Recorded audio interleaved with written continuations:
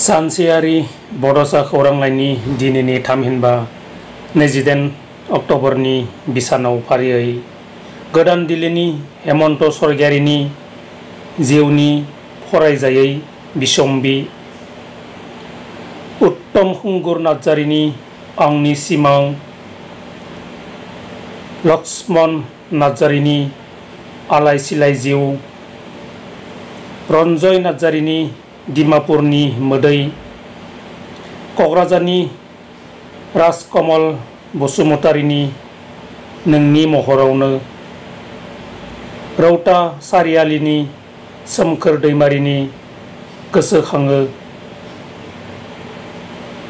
घनकान्त बसुमतारिनि बिदिन्थानि गेलेनायाव आरो दैथुन नार्जारिनि हायेन खन्थाइया सेबखांजादों।